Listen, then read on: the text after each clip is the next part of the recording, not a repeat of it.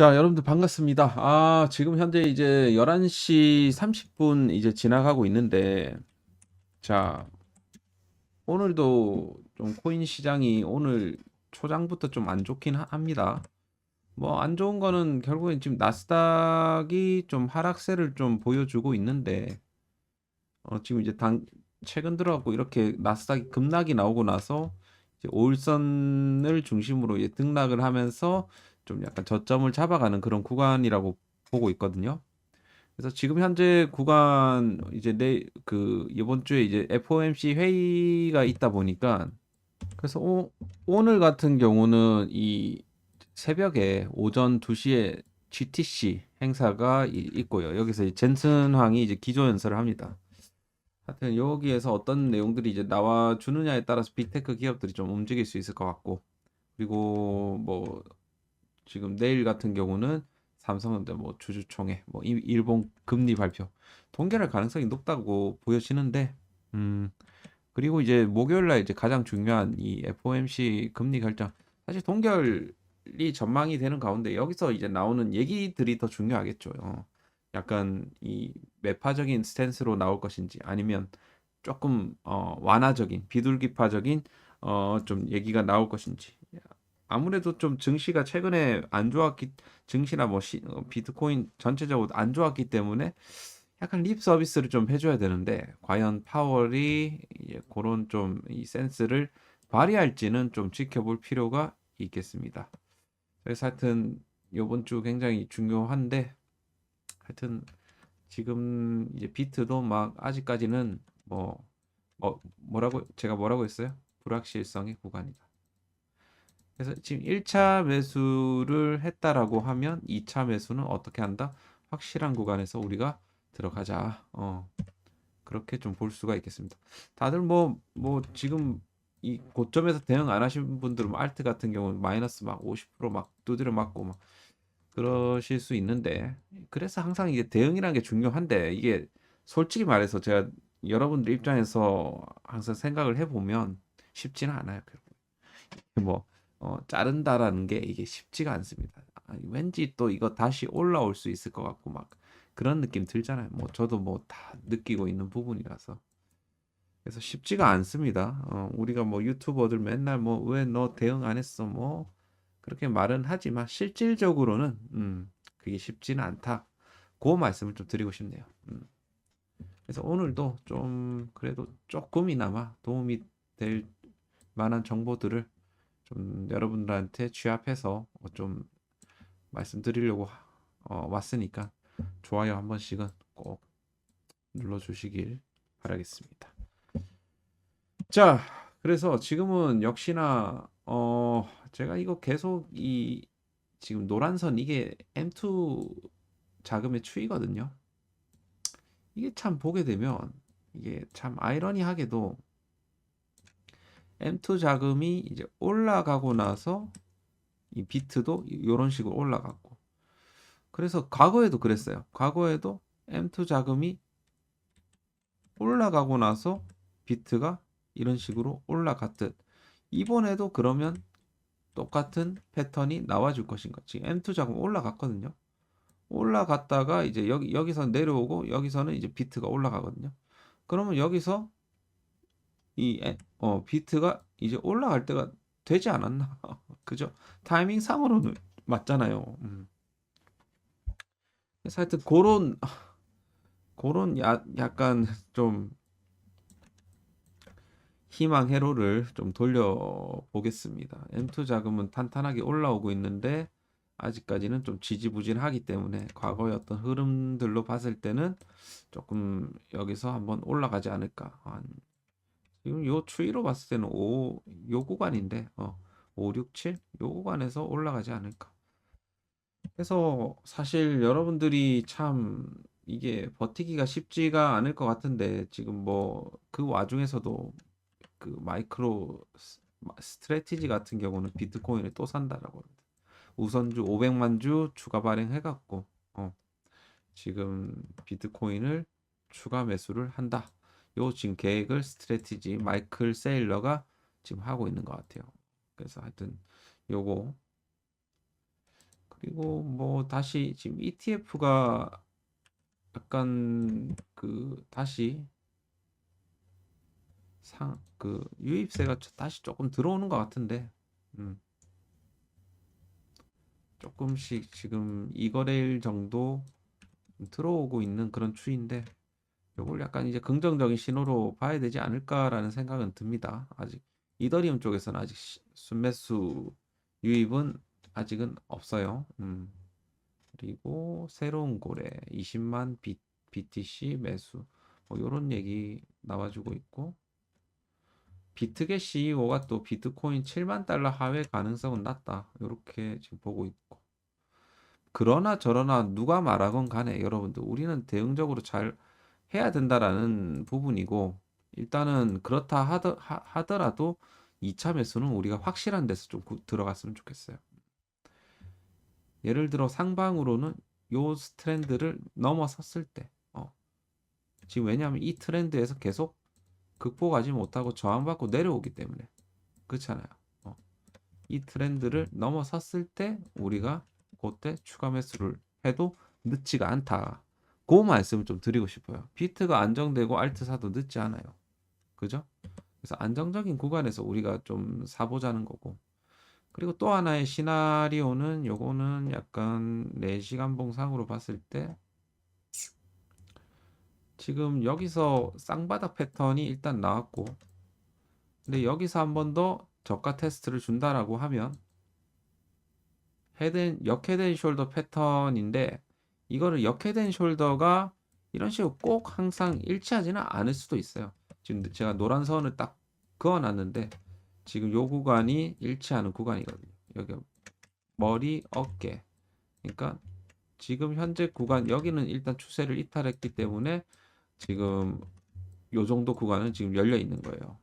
그래서 일단은 관망을 하시면서 이 구간이 지지가 되는지 78K 정도가 지지가 되는지를 보셔야 될 것 같습니다. 지금은 자, 그래서 하여튼 지금 추이는 그렇다라는 거고요. 지금 여기서 계속해서 좀 저항을 받습니다. 1시간 봉상으로는 200 EMA 구간에서 저항을 받고 그래서 좀 이렇게 떨어지고 있는데, 일단은 오늘 좀 미증시가 좀 살아나야 됩니다. 요거 지금 S&P 같은 경우는 지금 5일선 구간에서 좀 지지를 지금 현재 받고 있는데, 나스닥도 볼게요. 나스닥은 지금 조금 5일선을 이탈을 했는데 여기서 이제 아래 꼬리를 잡아주느냐 이거지. 보통 우리가 바닥을 잡는 구간에서는 이 5일선 구간에서 약간 이런 식으로 등락을 좀 합니다. 등락을 하고, 그리고 이렇게 크게 이탈한다라고 하더라도 빠르게 이렇게 회복하는 경우도 물론 있지만 5일선을 기준으로 이런 식으로 이제 등락을 하고 21선 구간을 안착한 이후에 이런 식으로 이제 올라간다라는 겁니다. 결국엔 지금도 마찬가지예요. 5일선을 중심으로 등락이 있은 이후에 21선 다시 이런 식으로 내려오게 되면 회복세를 찾고 이런 식으로 다시 이런 식으로 좀 올라갈 수가 있다라는 건데, 지금 이제 나스닥 상황에서는 좀 뭔가 커다란 호재가 나오지 않는 이상 바로 이런 식으로 V자를 내어주기엔 조금 아직까지는 이슈가 좀 없어요. 예를 들어 내일 이제 FOMC, 내일 모레 FOMC 관련해 갖고 파월이 조금 진짜 약간 비둘기파적인 발언을 한번 해줬다 하면 바로 막 뭐 이렇게 나올 수도 있어요. 그럼 뭐 비트도 마찬가지 88K까지 막 말아 올릴 수도 있는 거예요, 결국에는.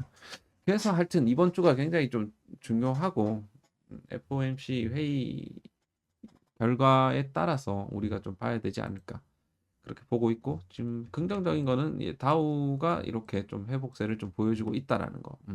긍정. 그러니까 아예 지금 3대 지수가 다 이렇게 무너지는 게 아니라는 소리입니다. 나스닥 기술주들이 조금 더 빠졌을 뿐이지 지금 다우라든지 S&P 같은 경우는 또 5일선을 또 지지를 해주고 있거든. 그래서 뭐 나쁘지는 않은 것 같아요, 여전히. 그래서 지금은 이제 불확실성의 구간이 사실 맞긴 하고요. 우리가 좀 확실한 구간에서 여전히 좀 접근을 해보자는 차원에서 지금은 역시나 관망을 좀 하셨으면 좋겠다라는 관점. 관망을 하는 동안에 그냥 가만히 있기보다는 그냥 우리가 단기 매매 정도는 좀 해볼 수가 있겠죠. 그래서 짧게 단타각을 잡으면서 뭐 좀 이렇게 좀 기다리는 게 좋지 않을까. 그렇게 좀 생각이 되고요. 그래서 여러분들이 요 방을 좀 이용을 하시면 좋을 것 같다. 자, 김단타. 자, 김프로 단기 타점방. 김단타. 자, 꾸준히 하셔갖고, 우리가 돈 벌어야 될 거 아닙니까? 일단은 지금은 좀 우리가 시드머니가 많이 없으신 분들은 이렇게 좀 소소하게 조금이라도 우리 이것도 이런 것들도 티끌 모아 태산이거든요. 그래서 조금씩 돈을 좀 모아서 좀 우리가 나중에 이제 불장 대비해서 좀 어, 비트코인을 사든 뭘 사든 좀 우리가 앞으로 좀 꾸준하게 투자할 만한 이 코인들을 지금부터 매수를 잘 해야 되겠죠. 이번에도 여러분들 많이 느끼시겠지만 비트코인이 굉장히 잘 버텨줘요. 다른 코인들에 비해서.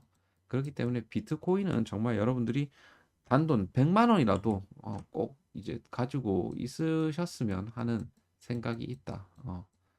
그래서 저 같은 경우는 이 포트폴리오에 거의 전체 포트폴리오의 한 3, 40% 정도 차지하는 것 같아요. 그래서 저는 좀 약간 이번 하락장도 사실 비트코인은 여전히 저는 평단이 좀 낮아갖고 버틸만 하거든요. 물론 다른 코인들이 좀 박살이 났어갖고 그렇지. 그렇잖아요. 그래서 저도 마찬가지. 하는 일 열심히 하고 그리고 요런 거 하나씩 나오면 좀 꾸준하게 하고 있어요. 그러면서 조금씩 돈을 모아가고 있습니다. 그래서 현금이 지금은 어떻게 보면 힘이에요. 힘. 그래서 이렇게 현금을 조금 모으실 분들은 요 김단타방에 들어오시라는 겁니다. 아시겠죠? 자, 꾸준하게 하실 분들만 신청을 해주시고, 자, 요 아래 번호 010-8132-7765로 김프로라고 남겨주시면 되겠습니다. 아쓰겠죠? 그렇게 조금 시드머니 좀 고갈된 분들은 꼭 들어오셔갖고 김단타 방에 꼭 들어오셔갖고 꾸준히 한번 해보시길 바라겠습니다. 자, 몇 가지 좀 데이터를 좀 보면서 좀 볼게요. 자, 지금 보시게 되면 아무래도 이 비트코인, 이더리움, 알트코인에 대한 이 도미넌스 차트인데 이 이더리움 도미넌스는 이 버텨주지 못하고 있지만 최근 들어가고 그래도 알트 도미넌스는 그래도 어느 정도 좀 버텨주는 이런 모습을 좀 보여주고 있거든요. 그리고 여전히 우리는 가면 갈수록 사실 비트코인 도미넌스는 내려가는 게 사실 맞아요. 내려가야지 이 알트들이 이렇게 살아날 수가 있거든요. 그래서 가면 갈수록 비트코인의 도미넌스는 내려가는 게 맞는데 이렇게 올라가는 현상은 사실 저는 비트코인 도미넌스가 한 3, 40%대가 적정하다라고 생각을 합니다. 나머지는 알트들이 좀 치고 와야 된다라고 생각을 하는데 그러기 위해선 결국엔 펀더멘털이 좀 있어야 되거든요. 결국에는. 사실 솔라나 같은 경우도 사실 펀더멘털이 없는 게 아닌데 사실 밈에 대한 너무 좀 이게 이밈 단타꾼들이 너무 이 솔라나 쪽으로 많이 유입이 됐다 보니까 약간 신뢰성을 잃은 듯한 느낌도 사실 없지 않아 있습니다. 근데 이제 솔라나는 밈만 있는 게 아니거든요. 디파이도 엄청 탄탄하게 돼 있고 하여튼 그런데 참 이게 솔라나 입장에서 좀 억울하죠. 그 밈 코인으로 이렇게 약간 그 좀 욕먹을 짓을 한 것처럼 뭐 이렇게 돼 있다 보니까 그래서 아무튼 좀 점진적으로 요런 이제 도미넌스도 조금 올라갈 좀 필요가 있다라고 이제 보고 있고요. 그리고 최근에 뭐 마이크로 스트래티지도 뭐 비트코인의 어떤 흐름에 따라서 같이 좀 하락세를 이제 보여주고 있고 코인베이스도 마찬가지죠.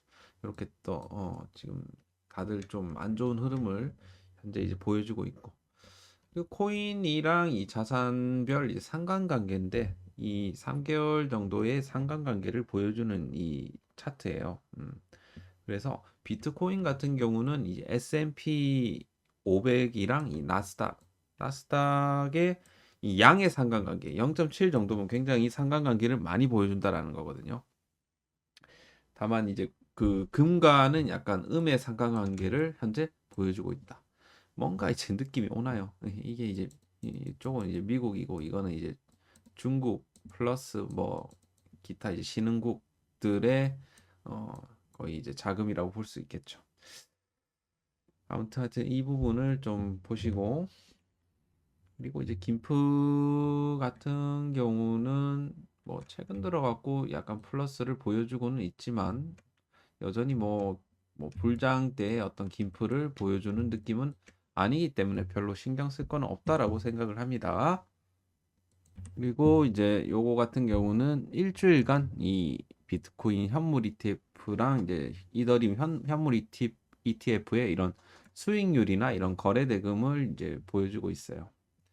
일단은 지금 전체적으로 다 수익률이 안 좋죠. 마이너스 대를 유지를 해주고 있기 때문에 어쨌든 얘네들은 결국에는 성과를 내야 되는 입장이고, 운용사들은 각자의 어떤 운용사들이 성과를 내야 되는 입장이, 결국에는 다시 순유입을 시키면서 비트코인에 대한 시세를 올려야 된다. 얘네 입장에서는 그렇게 생각을 해본다라고 봤을 때 뭐 얘네들도 지금 손실을 보고 있다라는 거예요. 결국에는 우리는 외롭지 않다, 이 말을 제가 드리고 싶은 거예요. 무슨 말씀인지 아시겠죠? 그래서 최근에 이제 뭐 ETF가 좀 유출되긴 했고, 이더리움 쪽에서도 많은 유출이 일어났는데 이건 약간 북한 영향이 좀 커요, 사실. 그래도 우리는 항상 이 코인 시장에서는 이런 보안과 관련한 이슈들이 주, 어, 매번 좀 생겨왔고, 그 다 극복에는 다 이런 것들을 이 성장통이라고 저는 생각을 합니다. 그죠? 그래서 하여튼 그 부분을 좀 보시길 바라겠고, 그리고 이제 보게 되면 최근 들어갖고 이 비트코인 시세가 이렇게 빠지게 된 이유는 이 트럼프의 이런 관세 행정명령 이후로 좀 뭐랄까 불확실성이 점진적으로 좀 확대가 되면서 위험자산 선호 심리가 아닌 위험자산 회피 심리가 좀 확대가 되면서 뭐 비트코인뿐만 아니라 이제 미증시도 나스닥이나 뭐 다우가 좀 많이 빠졌어요. 아무튼 이때 당시에는 그런 이제 정책에 대한 기대감으로 올라갔다라면, 실질적으로 이렇게 정책이 펼쳐지면서 그리고 좀 약간 그 비트코인에 대한 이런 행정명령, 약간 리저브 관련해서도 약간 좀 실망 매물들이 나오면서 비트도 좀 덩달아서 좀 빠진 게 아닌가라는 좀 생각이 일단 들고요. 지금 뭐 한국은행에 대한 지금 비트코인 외환 보유고 편입에 대한 부분은 아직까지는 좀 신중한 태도를 좀 유지를 하고 있는 것 같습니다. 그래서 하여튼 뭐 이 부분에 있어서는 뭐 급할 거는 없다라고 생각을 하고, 뭐 사실 추가적으로 이제 미국이 뭐 이거를 그 추가적인 뭐 비트코인을 매입을 한다라고 이제 봤을 때 이제 각 나라들이 거기에 맞춰 갖고 또 행동을 벌 가능성이 높으니까 요거는 조금 너무 급할 거는 없다라고 생각을 합니다. 자, 그래서 여전히 좀 채권보다는 비트코인을 위험 자산으로 보고 있는 이런 좀 심리가 좀 강하게 좀 깔려 있다라고 볼 수는 있을 것 같아요. 자, 그래서 이 앞으로 이 미국의 어떤 흐름들, 전략적 비축 자산으로 이런 이제 행정명령이 나왔고, 그 이후에 또 어떻게 비축을 하는지를 우리가 잘 지켜볼 필요가 있겠습니다. 자, 그래서 지금은 여러분들 뭐 공부 열심히 하시면서 이런 거 뭐 요즘 넷플릭스 이 폭삭 소가수다. 와, 요거 재밌대요, 이거. 요런 거나 좀 보세요. 요런 거나 좀 보시고 조금 여러분들이 너무 이제 제 취향을 이렇게 보여주는가 모르겠는데, 아무튼 복삭 소가수다. 요거 한번 보세요.